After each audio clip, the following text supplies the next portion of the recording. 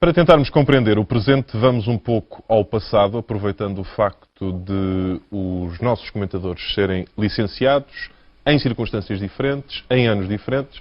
Daí que eu começasse uma primeira ronda, Rogério Alves, perguntando-lhe se foi prachado e se prachou. Sim, ambas as coisas. Na Universidade Católica, em 78 à entrada, e depois, 1 ou 2 anos depois, para os novos calores. Mas devo dizer-lhe, não é uma questão de ser aquela faculdade. Primeiro, tive muita sorte, porque eu fui prachado. Na altura perguntaram se havia alguém com 16 anos. No meu curso, creio que éramos 2, mas só estava eu.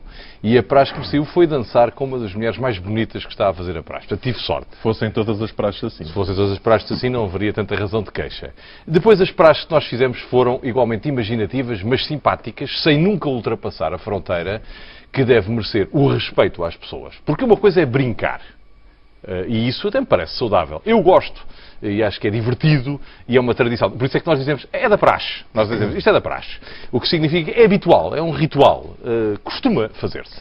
Agora, outra coisa, e como o Rodrigo advertiu muito bem no início, não devemos tomar o todo pela parte, como é óbvio, mas isto revela, este filme, que se aproveita este hábito, que até me parece engraçado, de brincar com a integração dos alunos, para se fazerem coisas que são absolutamente inaceitáveis. Que são vexatórias, são ofensivas, ultrapassam a fronteira do desagradável, do indelicado, do inconveniente. São vexatórias, são ofensivas e às vezes são mesmo criminosas. Mas não se alongue sobre o criminoso que já lá vamos. Não. José Gameiro, em medicina, como era? No meu tempo não havia praxe.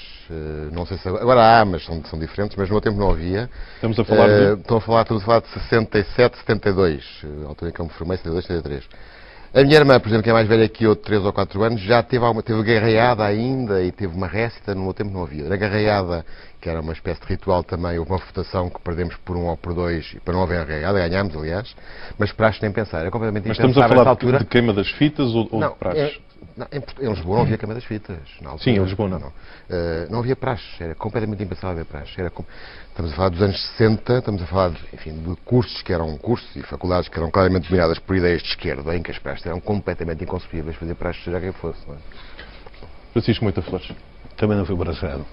É preciso ver que você faz o seu curso já adulto, digamos assim. Mas eu entro para a faculdade antes do 25 de Abril na ressaca das greves de 69 e das rupturas de 69, onde as praxes, as capas e as batinas foram todas elas excomungadas por aquilo que era a militância de esquerda, sobretudo a grande rebelião de Coimbra, onde as capas e as batinas foram muito usadas para humilhar ou provocar o então Presidente da República. Ficou célebre, aliás.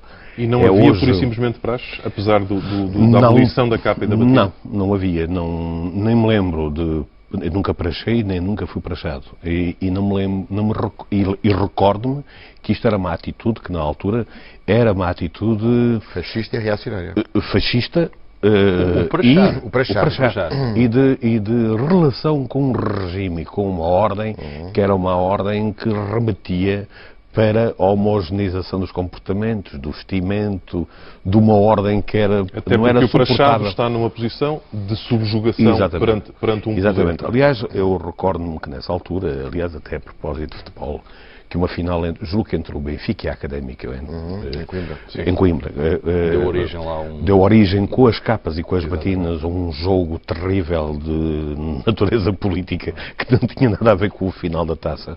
E lembro-me de homens quando as capas são estendidas para exatamente, e lembro-me de homens, hoje é o presidente do grupo parlamentar do Partido Socialista, o Dr. Alberto Martins, de Fernando Catroga, enfim, de um conjunto de homens que na altura foram, aliás, eu julgo que eles todos foram depois compulsivamente alistados no Exército, foram castigados, porque foi, de facto, a grande rebelião contra esta ordem. E no Exército devem ter recebido as suas praxes também. Exatamente. Que agora foi recuperada já após o 25 de Abril. Precisamente. São recuperadas lentamente e entramos no tal terreno perigoso da polémica e destas notícias todas. E entramos também, Rogério Alves, num terreno do crime, em alguns casos. Sem dúvida, porque repare, a praxe tem de ser uma coisa sempre assumida voluntariamente. Como sabe, a lei define comportamentos que são proibidos.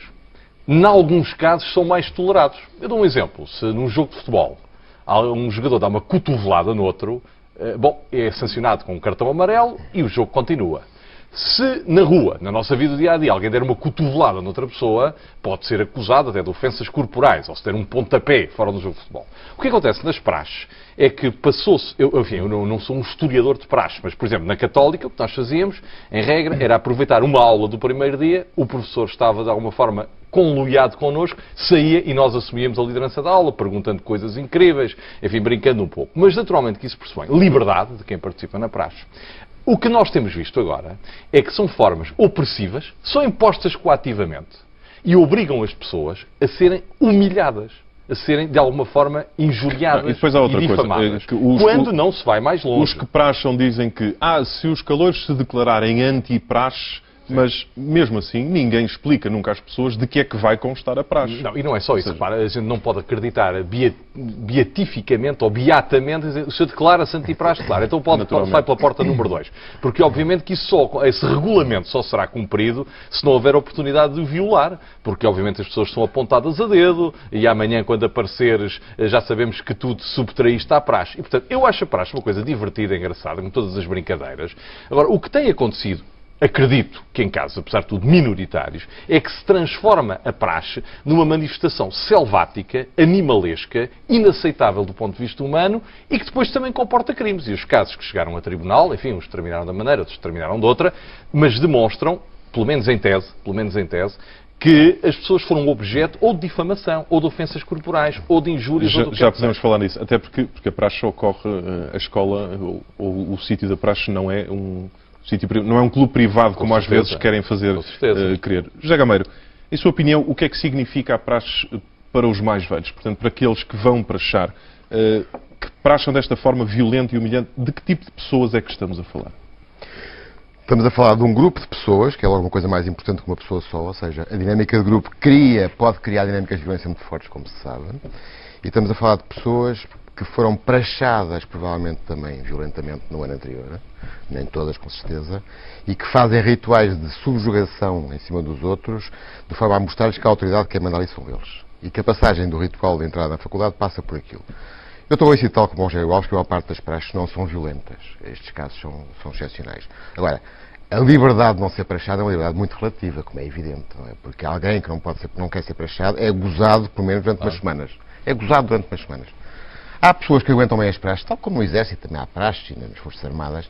Mas há miúdos e miúdas que aguentam bem e há miúdos que aguentam muito mal. Eu lembro de ver uma miúda, não tem nada a ver com os praxes que apareceram, obviamente, se eu não falava deles, de uma miúda uma vez em clínica, em consultório, que tinha um quadro de stress pós-traumático, porque passado meses de uma situação de praxe violenta, mais humilhante do que violenta provavelmente dita, a miúda tinha pesadelos com aquilo, que é um quadro clássico de stress pós-traumático. Portanto, nem toda a gente tem capacidade. Pois há miúdos que são nas tintas, fazem o que quiserem deles e eles olham para aquilo sem problema nenhum. Mas estes mais velhos que praxam são normalmente o tipo de jovem que é muito corajoso ali em grupo e no seio da universidade e cá fora é mais cobarde. E se perpetua, mas deixa-me terminar, perpetua este comportamento depois na vida adulta, este tipo de comportamento? Não obrigatoriamente. Quer dizer, alguém pode ser muito violento num grupo de praxistas e não ser um tipo violento cá fora, não é obrigatório. Ou alguém pode ser um tipo violento cá fora e depois não ser. Não há uma colagem de uma coisa à outra. Há rituais de praxe muito violentas, ainda que as faculdades hoje em dia controlam mais isso. Agora, obviamente que vai haver sempre, a partir do momento em que há autoridades de praxe, vai haver sempre uma coisa ou outra violenta.